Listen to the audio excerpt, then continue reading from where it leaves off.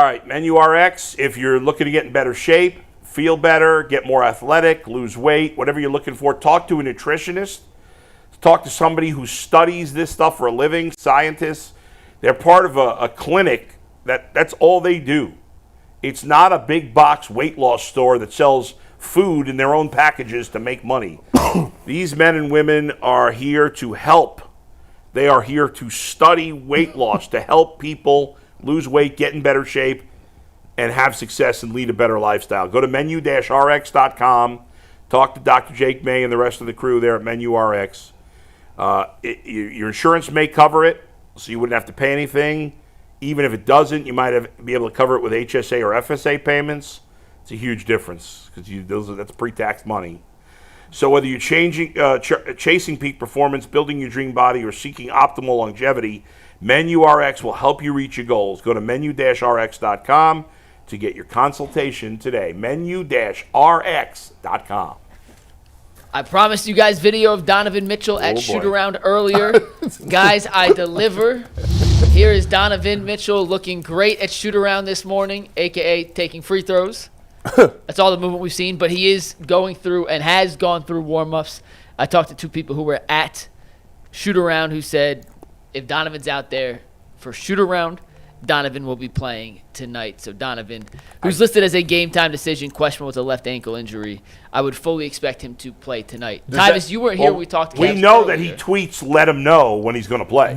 Listen. And he will tweet if he's playing tonight. Listen, is that left ankle taped up? Is it a little more bulky than the other one? Yes. He's wearing a different sock on his left ankle, so that probably means it is taped up, and I would fully anticipate it being taped up tonight. But Tyvis, you weren't here when we talked about this earlier in the show, but if games 2 and 3 from Donovan were a 10 out of 10 on the Donovan Mitchell scale, what do the Cavs need tonight from Donovan on a scale of 1 to 10? 10. In order to force a game 6? Another 10 out of Donovan? Yeah, I mean, I think, listen, first of all, the home crowd is going to be there, so they're going to have some more energy going through their veins. And it's up to the Pacers to try to stop that energy. So they're going to try to come out with this swing.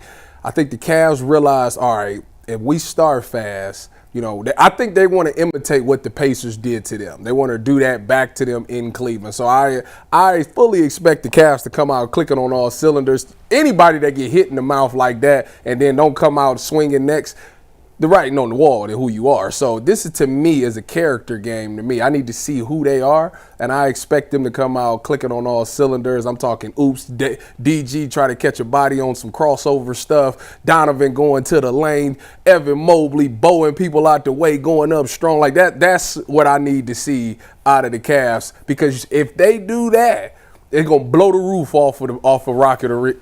Is it called the Rocket Arena still? Yeah. Okay, yeah, they're going to blow the roof. They changed the name so many times. It's going to blow the roof off the arena, and that's what you need. You feel like you're going to get the crossover ability from Darius Garland? I do. Man. Without him falling down? Listen, Darius been dropping some dimes. I'm talking, He had that one. They've been catching him on these switches, too. But you knew that was going to happen, though. They need. So who you expect more from today, Darius or Mobley? Oh, Evan. I said the same thing. Evan. I think, when you say, what do you like? What would be more for Darius? Well, because I don't think. Because see, my limit for Darius is. I think Darius is a little more injured than Evan. I think which prohibits that turf toe or whatever it is. It prohibits a lot of what he's gonna do. But I need him to be able to bring the ball up the court. Okay, alleviate some of that pressure, and I need him to be a guy that can space the floor. This is what I know. So last game when Donovan went out in the second half, Darius had to be the ball dominant guy. Yeah. And what did he finish with the game with 20? 21-6. Okay, 21-6. I mean, does it matter? We wiped that down. No, what I'm saying, does it matter? Yeah, I mean, nothing they did in this. I'm just saying matters in that game. I say all that to say this.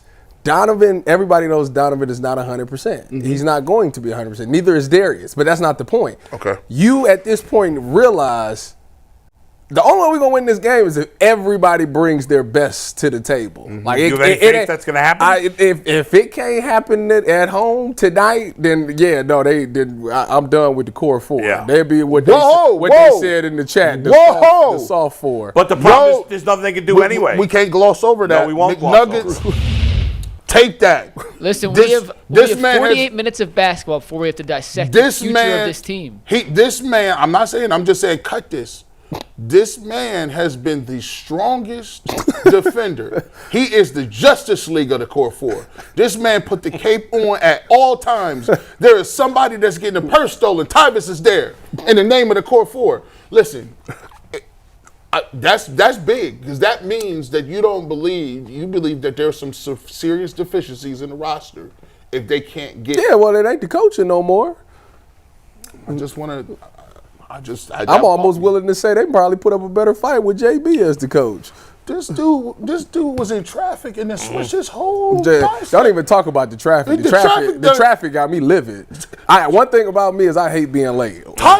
Period. And when I'm an hour and 5 minutes late, I'm really livid. I like road rage Tyvus. He out here cooking today. I done cussed about 100 cars out on my way up here. Yeah, I like. Listen, obviously there's going to be serious discussions to be had if and when they lose.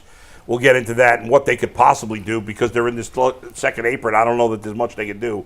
We'll get into it. But, I mean, part of me says, of course they're going to win tonight. They're not going to go down with such that's a what you would think. That's why I'm saying if they lose. It's just beyond pitiful. That's my point. Yeah. Because that's exactly my point. Yeah, I mean, to lose at home in this game. If you can't show up after getting beat down like that, you can't show up at home with your crowd behind you. What are we doing? What are we doing? Yeah. The game 6 is supposed to be the game where, you're going to have some stuff to go right. Yeah, that's fine. Yeah. That's fine. Yeah. But here, you're supposed to come out. You're supposed to hit a couple of shots. The three is supposed to be getting down. Yeah. You're supposed to be, the defensive intensity is supposed to be picked up. And if nothing more, you tell your guy, because your role guys is going to pay better at home in Rocket Mortgage, right? Yeah. Are you guys excited? Like, I'm finding it hard to get excited about the game. No, I ain't. Nope. No, because it makes it worse, because I'm watching these other series, and like you said earlier, it was right there. There's the Celtics going down. Oh man, this was it. Like it was like last year when they lost that last game and we watched the Pacers go against all these hurt teams and like that. Like, bro, they handing y'all the championship on a platter.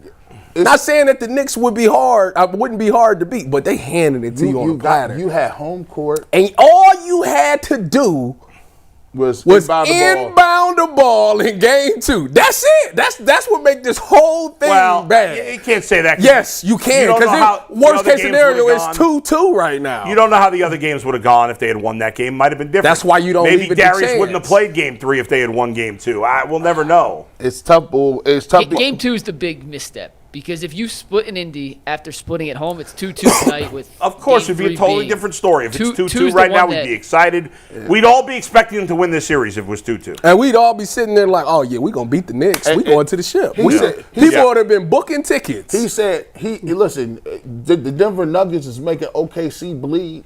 You're like, oh, man, SGA, man, he ain't open 24 hours like he was during the regular season. The grocery store. By the way, did you guys see the end of that game 4? Yeah. That was I think the worst I'd ever seen Jokic play was the end of game 4. Yeah, they're giving him legit fits. He was terrible. They're giving him legit fits. He was missing easy shots. He missed 3 out of 4 free throws. Yeah, he was not great during the end of that. Like you said, you get an opportunity. Minnesota, you may see in the finals. The Warriors are done. Minnesota, you can take a look at right now, you got the Knicks, who the Cavs have been playing better against. The Boston Celtics, even if they win this series, look like they're supremely hobbled. And then you got the Indiana Pacers, and it's just like, man, here's my thing. If you're a number 1 seed, at some point, don't you have to have some number 1 seed type stuff happen? Yeah. Where's the explosion where Donovan gets 40 and another person gets 30? Yeah. Well, that's what happened to Oklahoma City at the end of the. Oklahoma City was down 7 in the middle of the fourth quarter, down 2-1 in the series. They could have easily lost that game against a team that's won a championship before. Facts. And they fought hard, played great in the final 6 minutes and won. This is what has been part of what has frustrated me beyond belief about this series for Cleveland. In Game 4, OKC Denver, What did OKC, rely on more than anything else in that game, Bull? Defense. And what was their best trait throughout the regular season? Offense. No, they were the best Defense. defensive team in the Defense. league. They went back to their core. They got back to what do we do better Right. than They any played team in great basketball. defense down the stretch. They held Denver to 8 points in the first quarter. Yeah. 35 in the first half. It looked like 90s basketball. And the again. final 6 minutes of the game, I don't know how much Denver scored, but it wasn't a lot. It was a rock fight. No, they could barely score. The Cavs this season have built their entire identity off this free-flowing offensive style, right? Movement, getting to the paint, drawing the defense into rotation, kicking the ball out, They don't do none of making that. open threes. I have some numbers real quick I had pulled. I was saving this for the Cavs show. We're doing a live Cavs show tomorrow morning, win or lose, by the way, so Jason and I will be live tomorrow with that. But these are some numbers in the series. During the regular season, they averaged 52 drives per game. Against Indy, it's down to 47.5. Paint touches, 2 more in the regular season than they're doing in Indy. 3-point shooting, they shot 38.3%. They're shooting 30.2% against Indy on wide open threes. They were the number 1 team in the NBA, shooting 42% on wide open threes. Against Indy, they're 27.1%. That would be So they're worse on open threes than they are non-open threes. And not only is that That's 27.1% the lowest in the playoffs, Yeah. it would be the lowest in the NBA by 8 percentage points. But that's not- They've gotten away from everything that made this offense so dynamic. The wide open was that thing. time. They've reverted back to an injuries played apart. They've reverted back into Donovan Mitchell, isolation basketball. This is the exact thing we watched in both the JV playoff series with Donovan. It was Donovan and nobody. This postseason series against Indy has been Donovan and nobody, which we spent 82 games in the regular season looking at an offense that resembled nothing of that. Yeah. When push comes to shove, they're back against the wall. We have gone exactly back to the JV Bickerstaff offense. The wide open thing number is skewed, though, because there's only about 2 people that's wide open. Isaac Okoro and Dean Wade. According to NBA, they track anything as wide open as a defender that is not within 6 feet. So how many wide open threes have the Cavs taken? They're averaging 15.1 per game. They're making 4 of those. That's 50. That's not just Okoro and Wade. Those guys aren't taking that many shots. Well, I mean, if they do take Okoro shots. and Wade are completely useless. They cannot play in the playoffs. And the Cavs, again, we'll talk about it after the season, but they cannot be in the rotation. They shouldn't even be on the team. They shouldn't be in the league. I agree with you, McNuggets. I agree with I agree with this. Here's the problem that I have. Now watch this. Under JB Bickerstaff, what were the Cavs known for? Defense. Yeah. It's the same team. How can you just say, think about it. Think about how great they could be. Under Kenny Atkinson, right? Offense. They're one of the best offensive teams we've seen. Second best offensive rating in the history of the NBA. I think that's a flawed stat.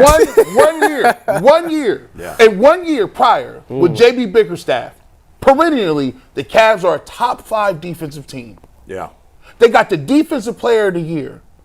Jarrett Allen is supposedly a great defensive player. Isaac Okoro and Dean Wade are good defensive players. Yeah. Why is it that now, when your shots aren't falling, Everything else goes away. you completely fall apart? How is that possible? That's bad leadership. Bad. A lot of people like that, though. But if your mentality was defense, Tyvus, It ain't. It's not no more. How do you change that?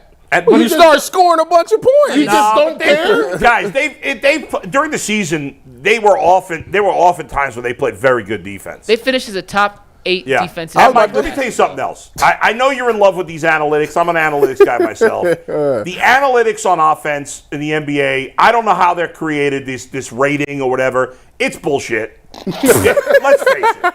It's point scored. It's the very basic. It's point scored per 100 possessions. Mike. Bulls. I'm just telling you the reality. I'm not making it up. Let me tell you the reality. I'm not making it I've up. watched basketball for 45 years. I may not be an expert, but I know this. There's no way the Cavs are the second best offensive team in the history of basketball. And No, I'm not saying they were. No reasonable person could I'm even saying consider by that. one metric, they had the second most And that efficient metric offense. should be thrown in the trash. Because all the idea that the Thunder and Cavs this year are the 2 best offensive teams of all time. No, defense. No, shows you the status Thunder was flawed. the best. The Thunder had the 5th best offense of all time, according to Whatever. 2 of the top 5. So- that shows the status Well, flawed and there's The recency top bias. 7 offense, and yeah, it's because the 3-point shot has changed everything. Because guys just But chuck in- threes. Nobody, yes. they don't play defense anymore. Warriors There's no ain't on the intensity list, in the it's regular flawed. season. No, look, or here's If the Warriors ain't number 1, the list is flawed. that list when like the 18 Warriors quit. That's what. Or you go back to the 99. You go back to the 99 2000 Lakers with Kobe and Shaq. Shaq was getting, like you talk about, they was getting the best of all the shots. They was like Shaq- right there. Shaq was. I mean, the 90, 98 Bulls, like these guys are lethal. Dude, any of those Celtics and Lakers teams Oh, in the 80s, the Showtime, way like, better be- offensively be- than these teams. I because- don't care what, guys. Because when those teams, here's how I describe unstoppable. Yeah. They're gonna get you with. They will run the triangle offense, and they would get the ball to Kobe and Shaq, and he was a mid-range king, and they still had guys that could shoot threes and do things like that. Plus, you had Shaq, but push come to shove, they can scrap all that and go pick and roll and just kill you that way, or they can scrap all of that and just say we gonna ISO the post, and you ain't got nothing for it, your whole team, or we could just say Kobe. Move out the way. Go to work. They got 5 different ways that they can get buckets, and it don't matter. The Cavs literally have 2. They got ball movement and Donovan take over. Sometimes on possibly DG break the defense down. That's the third. They were an elite shooting team during the regular season. I I just get it. don't understand how you go from this offense to what it looked like in the regular season to just the Donovan show. Like I don't understand. Guys, like how? What? Don't get me wrong. I know playoff basketball is totally different. My goodness. My goodness, G. Nobody. Bro, you play with players that went to Ohio State. I'm not about to stand there and look at nobody. But guess what? You play with guys and you be like, this guy was highly recruited. And then you get them on the field and you be like, that was in practice. But then you got guys that's a little bit better. They ball against Northwestern. But when guys play against Michigan, you ain't seen nobody fold against Michigan? You ain't seen nobody. Me? No.